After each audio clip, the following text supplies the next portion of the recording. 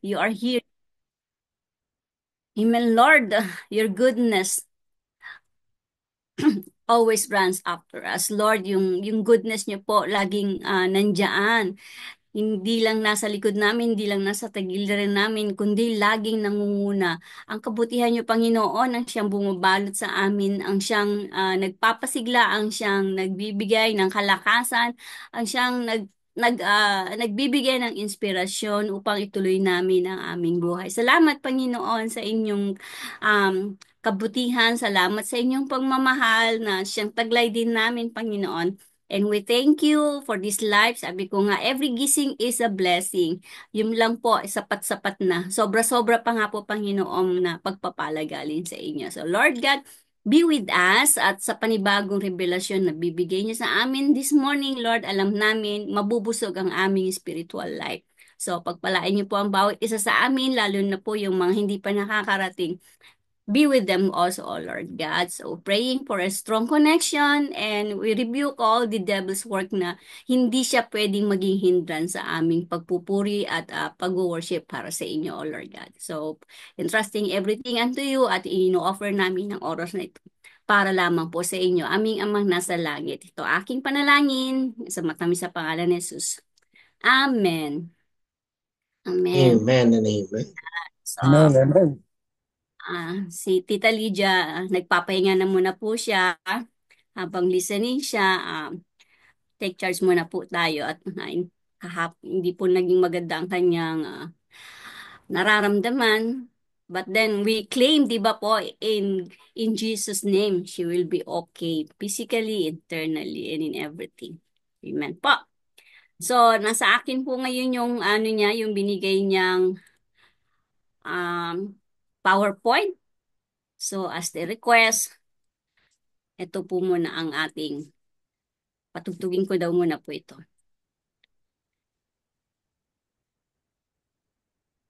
In the image and purify my heart. Na-share ko na po, ano? Para makita ko rin. Oo, oo, sis, kita na. Sige po. Ang title po ng ating devotion today is, yan, The Habit of a Good Conscience. Para may ano po. Yan, The Habit of a Good Conscience. Di ba alam niyo po yung ano, sabi, safeguard. Ako ang iyong konsensya. Naalala niyo po yung commercial na yon, yung mga nakaka-relate, diba? Sabi, ano, ayan. Okay na po.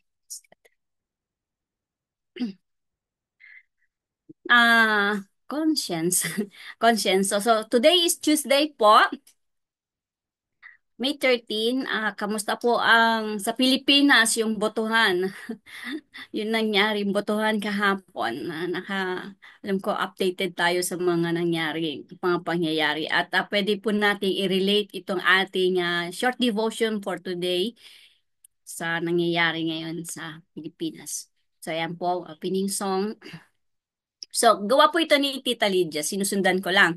So, to start with, magmula po sa Book of Acts, chapter 24, verse 16. Sabi, so I strive always to keep my conscience clear before God and man. Sa wikang Tagalog po, nilagay dito ni Tita Liz, kaya't pinagsisikapan kong laging maging malinis ang aking budhi sa harap ng Diyos at ng tao. Oh, praise God for this word. Diba? Magsikapan po natin lagi tayong clear ang conscience natin pagharap tayo sa Kanya. So, sige po, makibasa po kayo sa akin habang dito tayo. So, conscience daw is the faculty inside us which attaches itself to the highest ideal we know. Either this ideal is God or it is something else. If we are in the habit of steadily facing God, our conscience will always guide us toward His perfect law and indicate what we should do. Yung, di ba, nandun po tayo sa habit. Parang naalala ko nung ano nakaraan pinag-uusapan natin yung about yung habit natin, kung paano ba tayo, ah, yung pang-araw-araw nating buhay, ano ba yung ginagawa nating nagiging part ng ating routine na nakaka-glorify sa harap ni Lord. Na- The question is, will I obey what my conscience shows me? Sabi ni ni Pastor Oswald. It is difficult, too difficult, lalo na sa atin, human nature, to keep God's commands. 'Di ba? Ang gusto lang naman ni Lord, o-obey tayo sa Kanya. Trust and obey. Pero, totoo yun, napaka-difficult. Madaling sabihin, I trust God, I obey God. Pero, 100% po ba nagagawa natin? 'Di ba? Ang daming challenges, ang daming nagiging hindrances, ang daming tukso na nanggagaling sa kalaban, di ba? Kapag ka mahina talaga tayo, mahihirapan talaga tayong 100% sumunod kay Lord. But God didn't give His commands to our human nature. He gave them to the life of Jesus inside us. Remembering the John 3:16, di ba? So when I lean on the life of Christ within, following God's commands becomes divinely easy. Napapansin niyo po yan, di ba? Kahit marami tayong struggles at challenges, masarap ang buhay kapag kasama natin si God. And sabi nga binabago mo ako araw-araw, di ba? Meron tayong kantang ganon. Nararanasan po natin yun, di ba mga kapatid? Binabago mo ako araw-araw. Binabago mo ako araw-araw. I should be living in a perfect sympathy with Christ. Yun ang gusto niyang mangyari. So if I am, my mind will renewed in every circumstance, and I will be able to discern at once what is the good and acceptable and perfect will of God from Romans 12:2. Ah, sabi nga, kapag ka nasa atin ng Holy Spirit, nadi-discern naman natin kung yung ginagawa natin is good or bad, or is it aligned in God's will, di ba? Tapos, meron tayong, parang ako ang yung konsensya, yung merong nagko-correct sa atin inside of us, dahil hindi tayo sanay na gumawa ng kasalanan, at hindi tayo sanay na meron tayong maling ginagawa. Dahil alam nating nalulungkot si Lord kapag meron tayong mga pagkakamali. To continue, do not grieve the Holy Spirit of God in Ephesians 4:30. God educates us down to the scruple, yung hesitate or reluctant tayo, yung may hesitation. Is my ear able to hear the tiniest whisper of the Spirit?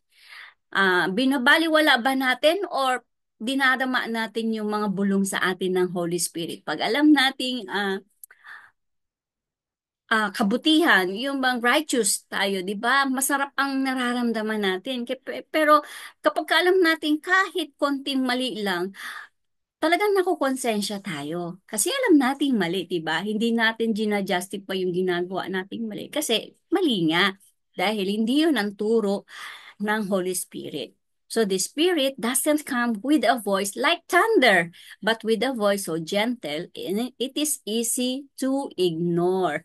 Yun nga ang mahirap dun Binibigay na nga lahat ni Lord through the power of the Holy Spirit. Pero hindi siya katulad nung sabi ko nga, yung sa politika, pagka-politika, very powerful, authoritarian ng pagkakautos, di ba? May powerful ang utos na kapag hindi mo ginawa, parang, okay, tanggal ka sa trabaho, okay, may ibabash ka ng tao, yung parang ganun. So, takot tayong gumawa dahil takot tayong may marinig sa tao. Ganun ang sa politika. Pero sa ating buhay, mga Kristiyano, we always have the freedom to choose, the freedom to listen, and the freedom to feel, 'di ba? No, and the freedom to act kung ano yung gusto natin. Pero kapag sinusunod natin ang gusto natin, sabi nga, laging merong consequence kapag ito ay hindi naaayon sa kagustuhan ni Lord. So, so one thing that keeps the conscience sensitive to Him is the continual habit of being open to God on the inside. Kaya nga sabi yung habit natin, gawin natin in every day of our life, yung habitual life prayer natin, yung everyday, gigisingin natin yung sarili natin with prayer, di ba? Masarap pagka umpisa pa lang. Para bang paggising natin, halimbawa, kumain tayo, pinakain natin yung physical natin ng isang masustansyang pagkain, 'di ba? Masarap ang nararamdaman ng buong katauhan natin, buong physical natin dahil hindi bawal yung kinain natin or kaya hindi yung ginusto lang natin, kundi yun yung dapat nating kakainin. Parang ganun ang nangyayari sa ating spiritual life. Bibigay natin kung ano yung best na hindi makakasama sa ating spiritual life. So, if I sense myself beginning to debate with the Spirit, I must stop immediately. Yung sinasabi ko po kaninang justification. Minsan, para lang sa aming hindi tayo mali eh. Justify natin yung ginawa natin, di ba? Kahit na white lies, sabi, white lies lang yun eh. Pero there is no such things as white lies. Still, it's a lie and still, it's a sin. There is no debate possible when conscience speaks. If I allow anything, however, small to obscure my inner communion with God, I do so at my own risk. Ito po yung sinasabi ko kanina na may consequence, maliit o malaki. I must drop the thing, whatever it is, and keep my inner vision clear. Ganun po yun. Pag may nagagawa tayong mali, di ba, na apektado ang apektado yung nakikita natin, apektado yung nararamdaman natin, apektado yung naririnig natin, at apektado yung vision natin. Minsan, hindi tayo makapag-focus. Minsan, yung vision natin malabo. Kasi nga, ah, distracted tayo. Yun yung term doon, distracted tayo. Pagka distracted tayo, yung focus natin kay Lord nababawasan. Tapos napupunta yung puro tayo worried, puro tayo problema. Sabi nga, do not problem the problem. Diba? Relax, sabi ni God. Relax. Sagot kita. Ah. So, doon na po tayo sa wisdom from Oswald. Pastor Oswald. Defenders of the faith are inclined to be bitter until they learn to walk in the light of the Lord. Sabi dito, bitter to better o better to bitter? Saan tayo doon? When you have learned to walk in the light of the Lord, bitterness and contention are impossible. Kapag pagka pinahalagahan natin, pinrioritize natin at nag-focus tayo in walking in the light of the Lord, in walking in the will of the Lord, in walking in obeying Him, hindi tayo magiging bitter at yung magiging kontento tayo at magiging grateful tayo, thankful tayo kung ano man ang binibigay sa atin ni Lord. Mas na-appreciate natin yung blessings na ibinibigay niya. Kasi alam natin God is with us. Amen po ba? So, ang dinagdag ko lang po rito, doon po sa ating Bible verse. Sabi sa Acts 24:16, this is to emphasizes the importance of maintaining a clear conscience before both God and people. Sa atin po meron tayo nito, lalo na tayong mga anak ng Diyos. And in this verse, si Paul, siya nagsulat ng Acts, expresses his commitment to living with integrity, ensuring that his actions align with his faith and moral values. The phrase without offense suggests avoiding wrongdoing or anything that might harm one's relationship with God or others. Di ba po yung dalawang utusan niya is love God above all and love your neighbor. Tayo nga po yon. It highlights personal accountability, urging believings to be mindful of their conduct and strive for righteousness in all aspects of life. Ito pong verse na to serves as a reminder for us that a pure conscience requires ongoing reflection, prayer, and a commitment to truth.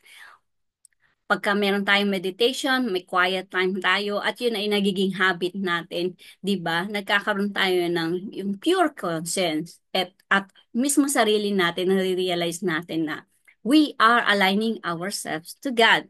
Sabi ko nga po kanina, magandang example yung nangyayari ngayon sa Pilipinas, yung politika. Kahapon pa lang may mga narinig na tayo. No? Beforehand, a week ago or a week before, dapat marami ng mga mga casualties, may mga barila, may mga namamatay, merong mga pinapatay, at merong mga dayaan, merong mga ganon-ganon. But then, di ba, pinagpipray din natin yan. Kahit po, hindi ko pa alam kung ano yung latest, kung ano yung mga nangyari. But then, we are still hoping na yung peace pa rin is magtagumpay. Hindi naman ganon kagrabe ang mga ano, but then, sabi nga, pagka politika is, gina-justify nila yung everything because of money. And they were, parang dito, sinasamba nila ang pera. Kapag ka walang pera, hindi sila makakilos. Kapag ka may pera, sinasamba nila. Kapag ka may pera, kilala nila. Kapag ka may pera, di ba? They have the power. Tawag dito, yung bang, kaya nilang kontrolin lahat. Yun ang thinking nila sa politika. Di po ba? And nagagawa ang piling nila na magagawa nila lahat, mautusan nila lahat, madidiktahan nila lahat dahil sa pera. And it's so sad kasi tayong mga Kristiyano, alam naman po natin kung ano ang totoo. Minsan, maski yung baloktot na gusto na itatama nila sa pamamagitan ng pera, hindi yung tamang in term na naka-align sa kautusan ng Panginoon, kundi tinatama nila sa mata ng tao dahil lang sa pera. Di ba po malungkot? Sabi nga natin, kapag kinuha naman na tayo ni Lord or kapag ka dumating na ang hukom, hindi naman natin madadala ang pera na yan. Ang madadala natin is yung kung ano itinanim natin kabutihan sa puso ng bawat isa ng mga mahal natin. Lalo na po yung kung paano natin ipinakilala si Jesus sa buhay nila. Di po ba? So nakakalungkot pagdating sa politika, ganito ang nangyayari. Wala na silang konsensya. Hindi naman po nagiging judgmental ako. This is according to the ibinibase ko lang ito sa mga naobserbahan ko at sa mga nakikita ko at napapanood ko. And marami na rin akong experience, mga personal experience about politics. Kaya nga sabi ko, hindi ako papasok sa politika. Even in sa religion, pag napasukan ng politika, di ba? Nalulungkot ako ng ganon. Kasi serving God, we cannot serve God. Parang, if you want to serve God, serve Him alone. We cannot serve two masters at a time. Kapag gusto natin ng politika at the same time, nasa nagsiserve din tayo kay God. Hindi parang ano ba yun? Naayon ba yun kay Lord? Sino talaga ang gusto natin? Gusto nating may power tayo, tapos gusto rin nating na nandun tayo kay Lord. Ano ba talaga ang totoo? Di ba? Parang nagiging plastic naman tayo pagdating sa harap ni Lord. So, ang sinasabi ko lang po rito is, avoiding wrongdoing or anything that might hurt one's relationship with God or others is a good action. Kaya kailangan tayo mga kapatid, lalo na tayo mga prayer warriors na ipag-pray sila yung wisdom na nanggagaling sa Holy Spirit. Yung karon sila yung mga decision nila na manggaling sa naihingin nila kay Lord yung guidance ng Holy Spirit para maranasan din nila kung ano yung totoong guidance na yung malinis na konsensya, 'di ba? Kaya takot silang sumunod kay Lord kasi takot sila makontrol. Ang feeling nila mawawalan sila ng power. Ang feeling nila humiliate yung pagkatao nila, it's a disgrace sa kanilang pagkatao kasi doon lang sila nakatutok. 'Di ba? Nakakalungkot po. So a key lesson from yung sa title natin, habit of keeping a clear conscience is the importance of living in full obedience to God without hesitation. Ito po yung sinasabi ko na hindi tayo matatakot sumunod. Wala tayong kinatatakutang um, uh, i-sacrifice kasi alam natin, pinangahawakan natin yung pangako ni Lord na kailanman hindi naman niya tayo iniwan at hindi niya tayo pinabayaan at kahit na kailan, hindi siya nagbago mula noon, ngayon at magpakailanman, yung pa rin ang kanyang pangako sa atin at yun ang pangahawakan natin, diba? So kahit wala tayo ng mga material na bagay, wala tayong mga pera na katulad ng pera ng mga politika, hindi rin naman atin yun. Wala tayo ng mga alam niyo ba yung mga pansamantalang kaligayahan. But if we have God, we have everything. Amen po ba? Diba? Because Jesus is our all in all. So Oswald Chambers emphasizes that a conscience shift shaped by God's truth, demands immediate response to His guidance rather than debating or delaying action. This teaches the spiritual clarity comes from a heart willing to submit to divine direction without compromise. 'Di ba? Kapag binigay natin sa kanya lahat-lahat, hindi tayo makukompermiso. Hindi niya tayo mapapahiya. Hindi niya tayo pababayaan. In all our way, nandoon lang siya. Kahit ano yung mga dinanas natin, kahit ano pa yun. Di ba, pag-iisipin po natin mga kapatid, ano may mga pinagdaanan natin mula noon. Eto tayo ngayon. Kung pinabayaan tayo ni Lord, wala tayo dito ngayon. Kung di niya tayo mahal, hindi tayo makakatayo ngayon, di ba? Kung iisipin, ang dami-dami po nating mga personal testimony, yung mga patotoo natin sa buhay na kung saan mas naranasan natin kung paano kumilos si Lord sa buhay natin, kung paano niya pinaramdam na andun lang siya, 'di ba?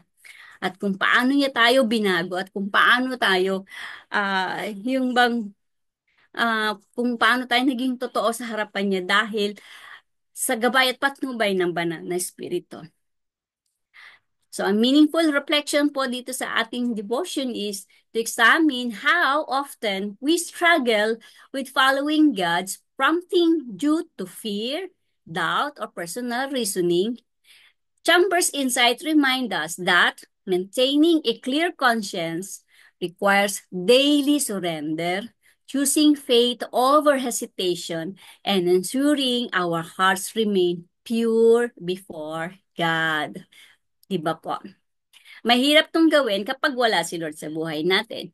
Pero kapag sinurrender natin ang lahat sa Kanya, di ba? Hindi naman tayong kikilos eh. Mahihirapan talaga tayo pag wala yung power ng Holy Spirit. Pero pagka nandun ang gabay at patnubay ng banal na Espiritu, magiging, sabi nga, araw-araw tayong nagbabago. Araw-araw, di ba, lumalalim yung pagkakilala natin sa Kanya at lumalalim yung pagmamahal natin sa Kanya.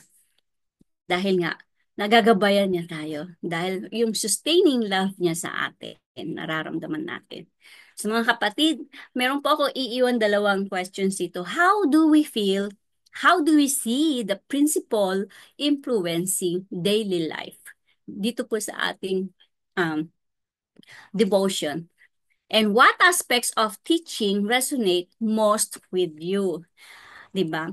Sabi nga natin, kung paano ba tayo mag-surrender sa Kanya? Kung paano ba yung habitual life natin is um paano ko pa ipapaliwanag yun? Yung bang sabi nga can we choose faith over hesitation? Can we choose faith over everything? Can we choose God's over everything? And sabi nga everyday ba? 'Di ba? Katulad ng ginagawa natin sa daily break. Yung everyday, every first day of the moment natin, paggising pa lang natin, binibigay na natin kay Lord. Mas nararamdaman natin na malapit tayo sa Kanya. Malayo tayo sa anumang mga, uh, meron tayong protection kahit na nakapalibot sa atin ng mga kasalanan, nakapalibot sa atin ng kaguluhan, nakapalibot sa atin ang tukso. But then, if God is with us, di ba? Kahit anong battle pa man yung pinagdadaanan natin o kahit anong battle pa man yung ating susuungin, hindi tayo matatakot kasi we have Him. We have Him to protect us, to guard our hearts, to guide our life, and to bless us in all in all. To the name of the Father, the Son, the Holy Spirit. Amen. Diyan na po nagtatapos ang ating short devotion. At iniiwan ko po itong dalawang question na to. Bigay ko muna po kay Pastor Rory bago po tayo dumako sa ating prayer blast. Pas? Oo. Sige po mga kapatid. May dalawang tanong at ang katanungan nito ay nagbibigay sa atin ng gabay, bulay-bulay sa ating pong pamumuhay, paglakad at pagsunod sa ating Panginoong Kristo. Ang unang katanungan ay, how do you see this principle influence daily life? Hmm. Ayun, maintaining clear conscience requires daily surrender, choosing faith over hesitation, and ensuring our hearts remain pure before God. Because katulad nung nabanggit ng ating kapatid sa pananampalataya, God wants us to be clear, not only our conscience, hindi lang yung ating konsensya, kung hindi yung kabuuan ng ating buhay, ang ating kaluluwa, ang ating buhay dito sa mundong ito. Para tayo magkaroon ng isang tunay na pagpili sa pananampalataya na hindi tayo magdadalawang isip, hindi tayo magkakaroon ng isang agam-agam sa ating pagsunod sa kanyang kalooban, sa kanyang salita, sapagkat sinisigurado naman ng Diyos na kapag tayo nanatiling tapat sa Kanya, na may kadalisayan, sapagkat ang Diyos ang nagpapadalisay mga kapatid. Pero yung willing ng ating kalooban, the willing to be submissive to the Lord, yun ang kanyang nais, to surrender everything. Because ang isa pa pong sinabi ko dito, ang tanong, what aspect of this teaching resonate most with you? Uh, napaka ano po nito. Kasi yung, are we willing to teach by God? Yung tuturuan tayo ng Diyos. Uh, yes, hindi tayo kinreate ng robot ng Panginoon. We have our own decision. But sometimes that own decision may fail us, fall us in our own concept, in our own idea. That's why that is a reason why many Christians fail to follow and not listen to the voice of God. Many theologians, many doctor in the ministry, they know from from Genesis to Revelations, page by page, because they study the Bible, they study the Word of God, but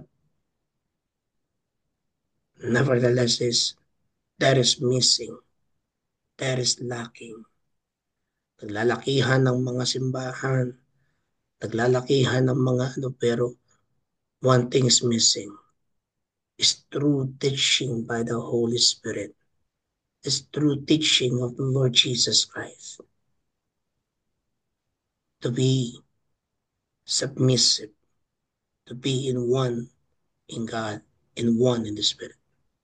And that is one clear or crystal clear na ang nais ng Diyos ay maghari, pagtadisayan tayo. Lubos. Marami pong salamat sa pag-allow sa pag-share. And I thank God for the wisdom that He gave. May His power be imparted in our life through His Holy Spirit. Sige po, kapatid na Peps.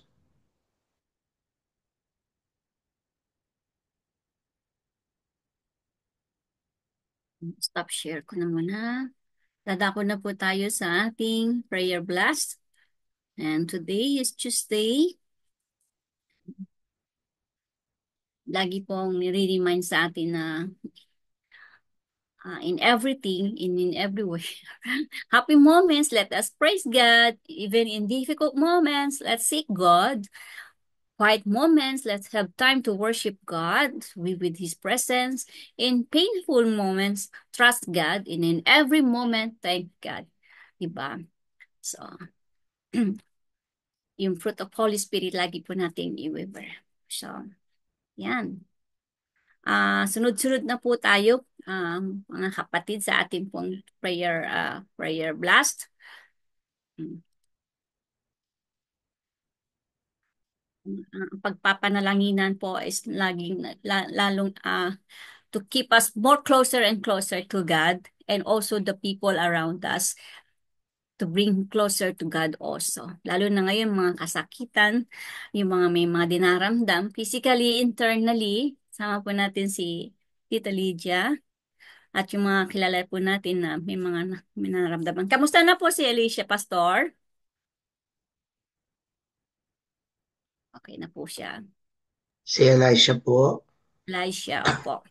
ah, Kamusta ang health niya? patuloy po natin po siyang isama ho sa panalangin dahil yung Opo. kanya pa rin yung sipon, yung running nose talagang ano po sa kanya.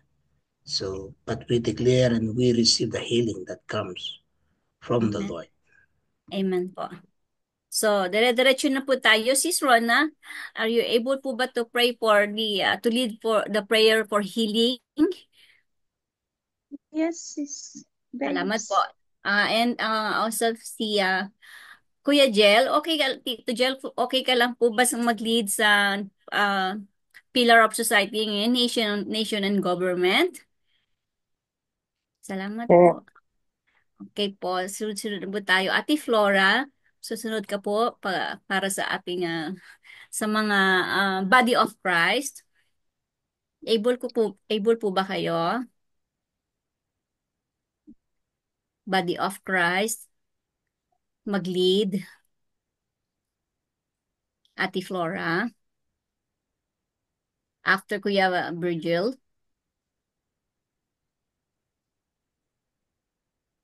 Nakamute ka po, Ate Flora. Okay ka lang po ba mag-lead? Sa body of okay po, sige. Thank you po. Sige, sunod-sunod na po tayo and can I ask po si Pastor Jeneline for our Thanksgiving closing prayer? Then kasama Pastor Rory sa ating pong benediction. Opo. Salamat po. Sige, tuloy-tuloy na po tayo at Sasabihin po ako. makisama po tayo sa panalangin ng mga magli-lead. Sis Rona, Kuya Ugel, Ate Oh, Flora, Pastor. Salamat po. our Heavenly Father, our caring, our loving, our kind Father God, our Jehovah Rapha. Thank you, Father God, for this morning. Thank you for the message that we received today. Father, we praying and lifting up all our brothers and sisters in your throne, those who are sick, Father God, physically, spiritually, emotionally, psychologically. Lord, we're just lifting everyone in your throne, Lord God. We pray, Lord, that you make them whole once again. Father, we know that you're the best physician in the whole wide world, and that is the reason why we're just uh, praying and begging for their healness, for their healing, Lord God, especially Faith, who is not well at this moment, Lord God, and all the children, Lord, who are not well. We're just lifting them in your throne, Father God. Lord, we also know that you are close to those brokenhearted, and there's so many people, Lord, that needs healing too because they have lost a loved one, and we've heard today about uh, things or circumstances that happen to us that make us bitter, Lord, and sometimes they are lessons for us, and sometimes you make things happen because it's for the best. And Father, we pray, Lord, that we take it in a positive way when things happen to us, even sickness, Father. Sometimes it makes us closer to you. Our sickness make us closer to you because we call unto you, Father God, and you make things better for us, whether here on earth or there in heaven. Father, we pray, Lord, that you help those who are not able to pay for their treatment or for medication. We pray for their provision for their healing, Lord God. We also pray for those people who are caring for them, those paid workers and unpaid workers, Father. We pray for strength for them who are looking after the sick, and also wisdom, Father, so that they'll be able to help them in whatever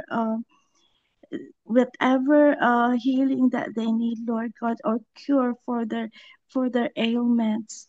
Father, we give everything to you because you know what's best for our brothers and sisters. In Jesus' mighty name, amen. Amen. Thank you, Sis Rhonda. Amen and amen.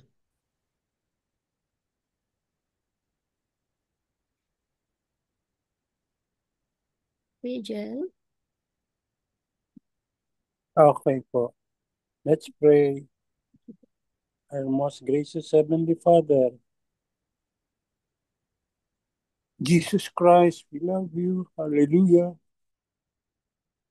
Holy Spirit, hallelujah, we love you.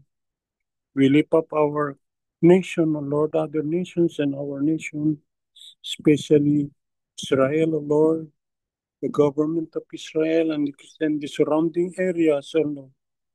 Pagpalain mo po ang bansang ito. Ito po ay sa inyo. Kayo pong nagbigay sa pangalan ng Israel, kanya hindi niyo po pababayaan. Alam po namin na wala pa pong armas na nagagawa para puksuin o i-annihilate ang Israel, Panginoon. Palain mo po ang bansang ito.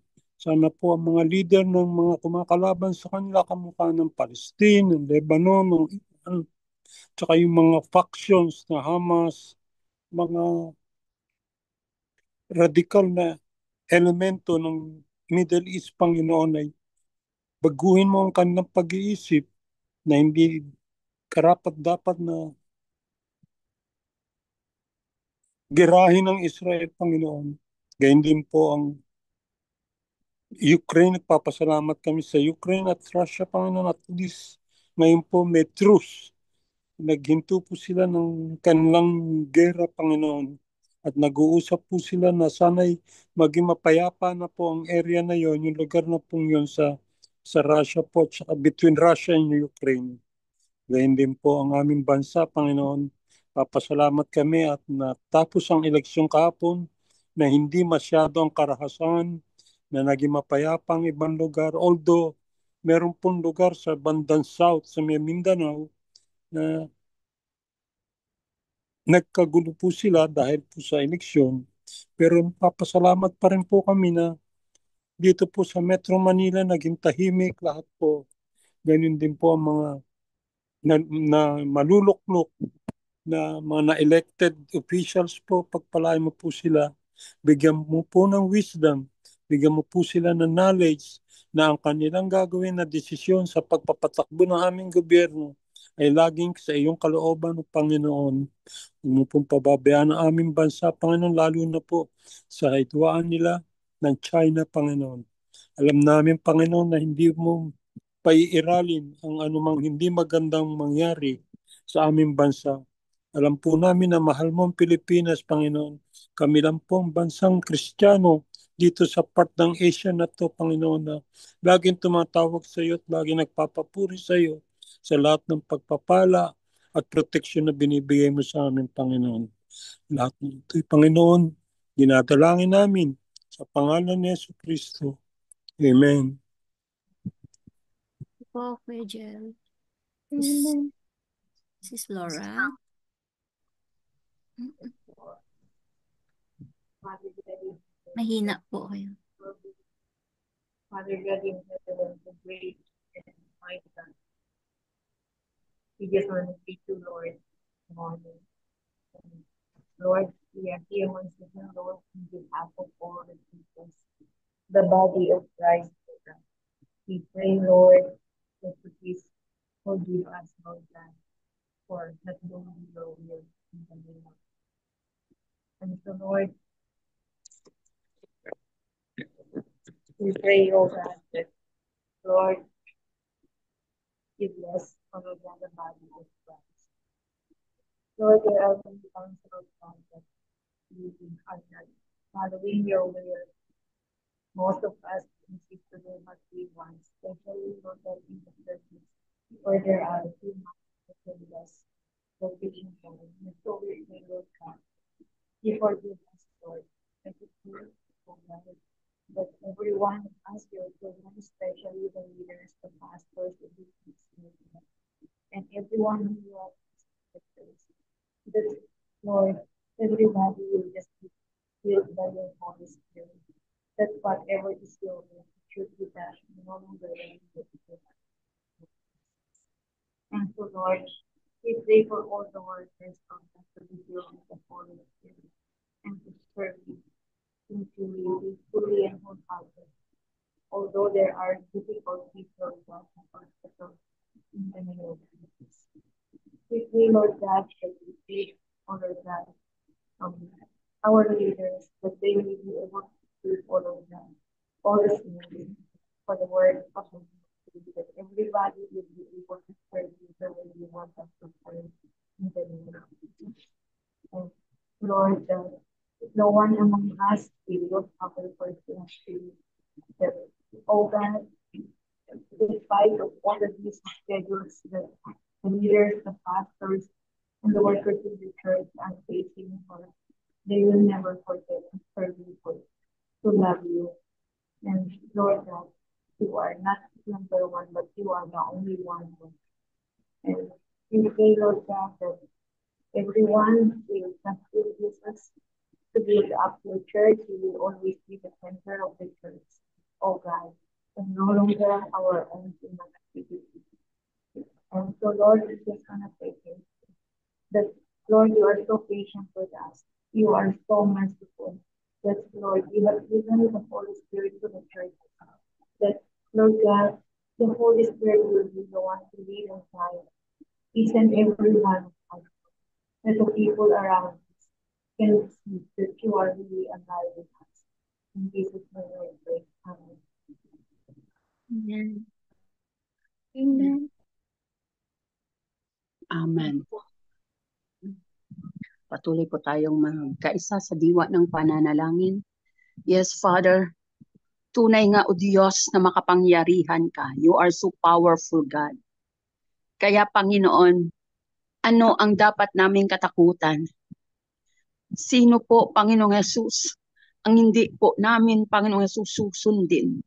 Kalooban mo ng iyong mga anak ay dumulog at lumapit sa iyo. Kaya sa oras na ito, aming Panginoon, sa aming pagpakumbaba, ikaw po ay aming tinataas at pinapasalamatan sa lahat, Lord Jesus. Lord God, nakasagutan ng panalangin, Lord God, ng bawat isang naririto dahil ito'y pinangako mong binitiwan. Sa mga may sakit, salamat sa kumplitong kagalingan. Lord God, maging sa aming bansang Pilipinas, sa iba't ibang bansa. Salamat po, Diyos, sa iyong mahabang mga kamay na kayang abutin upang lahat ng iyon, Panginoon, panalangin, binigkas sa iyo sa oras na ito. Ito po, Panginoong Jesus, ay magkaroon ng sakatuparan sa mga salitang sinabi mo, Amang Banal. O Diyos, hallelujah, salamat po dahil ito'y napakapangyarihan, Lord God. Hindi ka namin matuturuan. At ikaw nga, Panginoong Jesus, ang siyang gumagabay. Hallelujah, wala kaming katakutan dahil ikaw, ang iyong espiritu ay nasa aming mga puso at patuloy mong pinapantig, Lord, ang aming mga pandinig upang lahat ng sasabihin mo'y mapakinggan at ito'y aming lakaran. Kaya salamat kahit sa body of Christ. Salamat din po, O Diyos, na makapangyarihan sa bawat isang naririto. na, Lord God, binigay ang oras sa pakikipag-isa sa buhay, Lord God, ni Sister Flora, ni Sister Babes, Lord God, ni Pastor Rory, ni Brother Virgil, O Lord, ni Brother Mar, ni Sister Lydia, Father, ni Ma'am Rona, sa kabila ng kanilang mga, Lord God, sitwasyon, sa kalagayan, naroon ang puso, nagpapasalamat sa iyo, tanging Panginoon. Salamat, anuman ang kanilang pinagdaanan, hindi namin mention, we're not mentioning here in this prayer, Lord God, our part, oh God, the situation that we have encountered, even for our family, but you are the God Almighty who knows everything, for you are omniscient God. And this time, Lord Jesus, because of the word, Lord God, the clarification of your word, and there is, Lord God, a life, oh God, in your word, oh God, we declare right now, Father, the life, oh God, to every individual, your protection to every individual. We declare, Lord Jesus, the victory. Thank you for the extraordinary strength, Lord God. Thank you so much for that divine protection, that your holy presence will go with us continually, for you will never leave us nor forsake us. Thank you, God, kahit sa ibang bansa sila, Panginoon.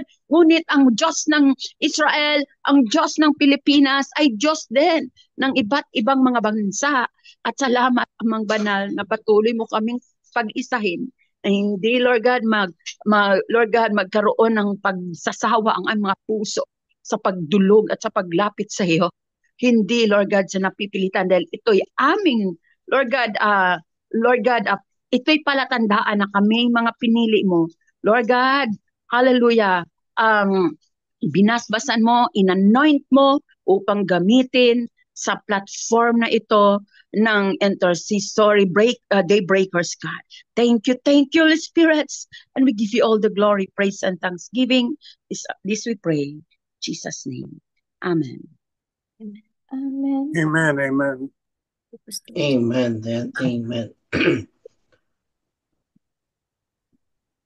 Tanggapin po natin ngayon ang pagpapala po ng ating Diyos Ama na ayon dito nakasulat sa ikalawang Korinto, kabanatang 13, versikulo 14. The grace of the Lord Jesus Christ and the love of God and the fellowship of the Holy Spirit be with you all, because God is in you. God is with us, and nothing will against us. Receive it, the benediction, in the name of the Father, the Son, and the Holy Spirit. Amen and amen. Amen, amen. Amen.